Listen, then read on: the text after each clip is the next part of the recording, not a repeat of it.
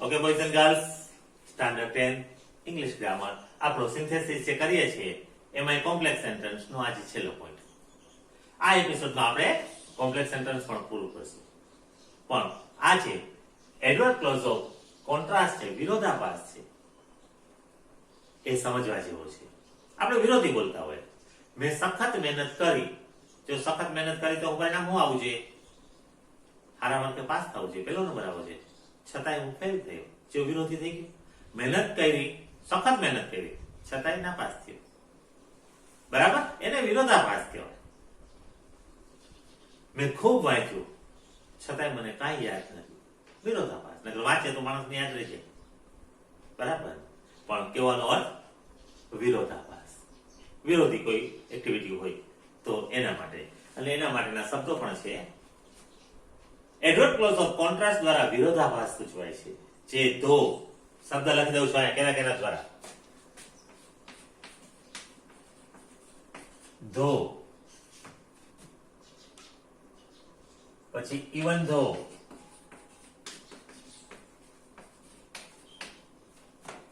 Even if,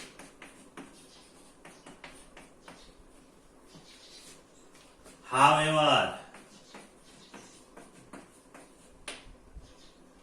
as, કે in spite of. તેમ છતાં, ને બદલે. જો એક વાક્ય કરાવો એટલે તમને બરાબર સમજાઈ જશે કે વિરોધાભાસ આપણે કઈ રીતે દર્શાવવાનો છે. જો ધો વાળું પેલા વાક્ય બનાવીએ, સમજાવું પણ છું. ધો he is poor, જો કે તે ગરીબ છે છતાંય પ્રમાણિક છે. આપણે એમ લખવું છે he is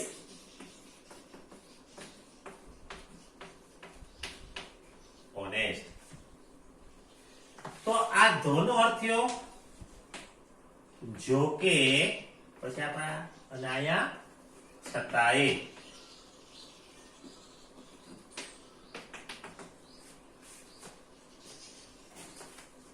ધો જો કે he is poor, તે ગરીબ છે છતાંય કેવો છે? he is honest. તો ધો નો અર્થ થયો જો કે છતાંય. પણ આ છતાંય શબ્દ ક્યાં આવે? અહીંયા આવ્યો. બે વાક્યને જોડવા માટે, જેમ વેન છે એ જ્યારે અને ત્યારે, એક વાક્યમાં વેન, બરાબર ને? તેનો અર્થ જ્યારે ત્યારે થઈ જ જવાનો છે. ત્યારે માટે કોઈ બીજો શબ્દ નથી. આપણે લખીએ ધેન, THEN, બરાબર? THEN અને THAN, ધેન, બે ધેન છે. કઈ વાંધો નહીં, એ જયારે આવશે ત્યારે હું તમને કરાવીશ. પણ અત્યારે ધો he is poor, he is honest, જો કે તે ગરીબ છે છતાંય કેવો છે? પ્રમાણિક છે. વિરોધાભાસ છે. નકર ગરીબીને કારણે માણસને રસ્તામાંથી કઈ વસ્તુ મળે તો એને રાખી લેવાનું મન થાય, પણ પ્રમાણિક માણસ હોય તો એ પાછું કરી દે. બરાબર ને? એટલે કહેવાનો અર્થ છે કે બધા ગરીબ કઈ અપ્રમાણિક નથી હોતા. ગરીબ હોય છે છતાંય પ્રમાણિક હોય છે. તો he is poor, he is honest. તો બે વાક્યોને જોડવા માટે ધો, પછી ઇવન ધો, even if, however, as, in spite of વગેરે શબ્દો નો ઉપયોગ થાય છે. હવે એક વાક્ય આપણે લઈએ અને પછી બધા વાક્યને આપણે જોડીએ, આ બધા શબ્દોને. તો વાળું આ એક વાક્ય બરાબર જોઈ લો તમે, પછી આ વાક્યો કાઢી નાખું છું.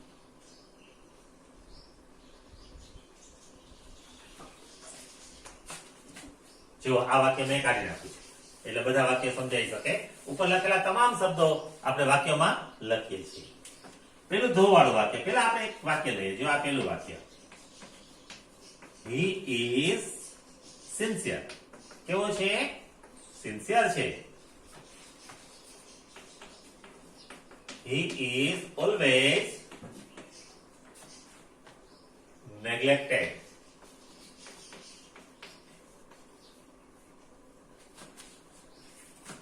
ડાયો છે, સિન્સિયર છે, પણ છતાંય બધા એને નકારી દે છે કે ના ભાઈ આ આપણે ટીમમાં નહીં.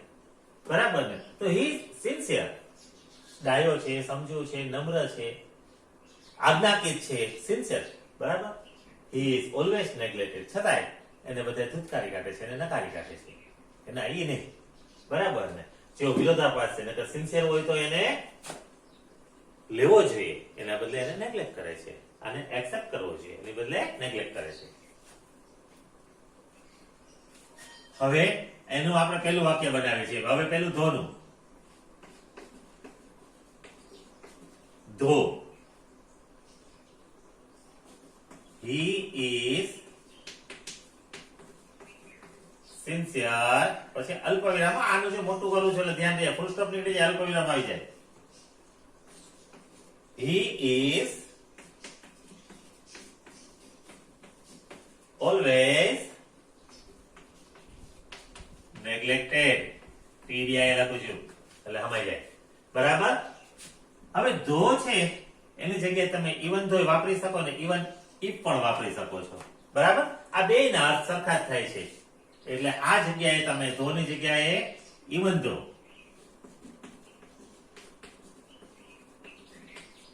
કે ઇવન ઇફ કોઈ પણ શબ્દ તમે અહીંયા લખી શકો છો. બરાબર. અને પછીનું વાક્ય એમનેમ ઓલ ધો હોય તો એ લખી શકો છો. આમાં નથી લખ્યું પણ ઓલ ધો વાક્ય શબ્દ હોય તો આની હારે જો કે છતાંય જ અર્થ થાય છે.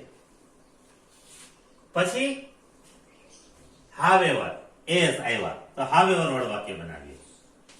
however જો હવે રચના બદલશે. however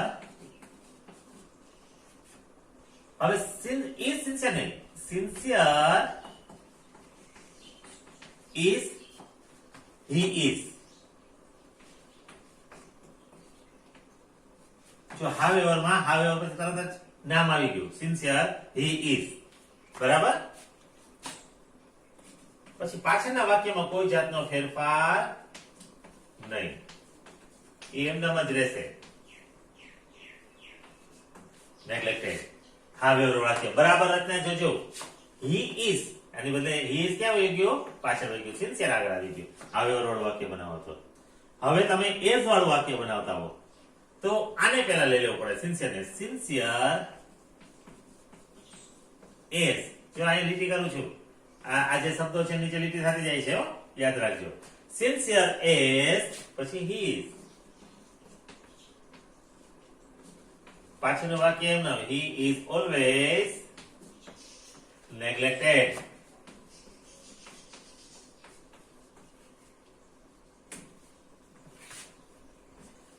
પછી છે શબ્દ in spite of.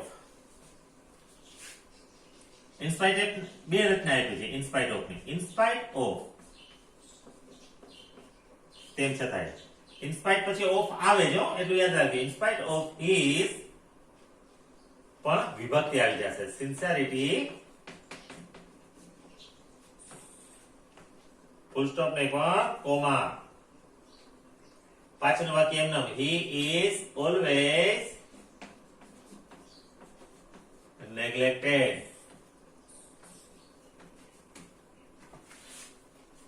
અને in spite વાળો being વાળો પણ બનાવી શકો તો તમારે વિભક્તિ is નહીં આવશે નહીં. in spite of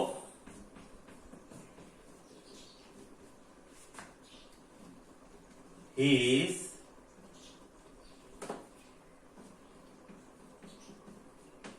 being sincere.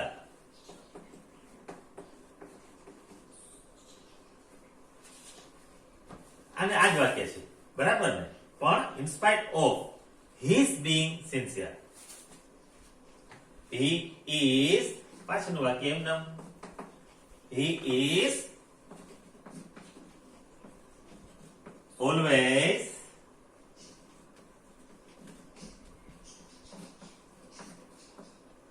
neglected. તો આ બધા શબ્દો આપણે વાક્યમાં તો વાળું વાક્ય કર્યું, ઇવન ઇફ ઇવન ધો અર્થ સરખો છે એટલે એ જ વાક્ય રચના છે. however માં sincere ને આપણે આગળ લઈએ છીએ, he is ને પાછળ રાખ્યું છે. પાછળના વાક્યમાં કોઈ જાતનો ફેરફાર નથી થતો. he is always neglected બધા વાક્યમાં સરખું જ છે. જે કઈ ફેરફાર છે આગળ છે. બરાબર. તો he is ક્યાં આવી ગયો તો કે પાછળ આવી ગયો. એસ વાળા વાક્યમાં એમાં તો સિન્સિયર છે એ આગળ હોય ગયું, જો નામ છે એ આગળ હોય ગયું. Sincere S he is always neglected in spite of his sincerity. જો સિન્સિયરિટી ના મૂકો અને સિન્સિયર મૂકવું હોય તો being, કારણ કે ing વાળું તમારે જે કઈ કરવાનું છે અહીં being ના રૂપમાં આવી ગયું છે. તો આ બે રીતે તમે કરી શકો છો આ વાક્ય. બરાબર વાક્યને જોઈ લ્યો, બરાબર ને? પછી હું તમને હોમવર્ક આપું તો ખ્યાલ તો આવી જ ગયો છે. આજનો હોમવર્ક જરા જુદા પ્રકારનો.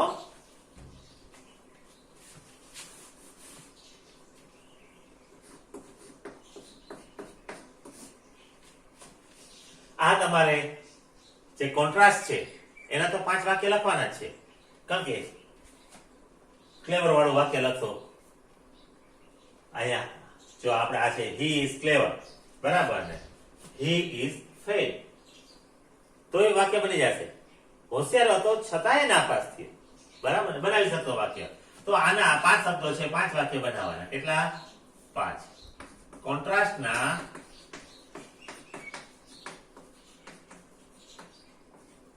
5 વાક્ય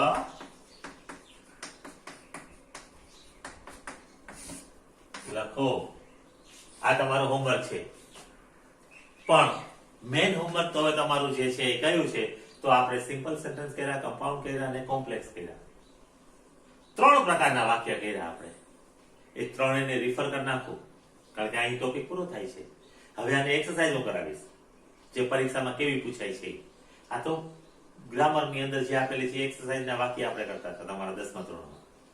આપણે હવે જે પરીક્ષામાં પૂછાય છે એ આના પછીના એપિસોડમાં આપણે કરશું. તો તમે જે સિમ્પલ સેન્ટેન્સ, કમ્પાઉન્ડ સેન્ટેન્સ અને કોમ્પ્લેક્સ સેન્ટેન્સ જેટલું મેં કરાવ્યું છે એટલું એક વખત વાંચી જાઓ, તો નેક્સ્ટ પીરિયડની અંદર તમને કરવાની મજા આવશે. હું 2-3 વાક્ય લખીશ, એને આપણે જોડશું. તો okay boys and girls, have a good day.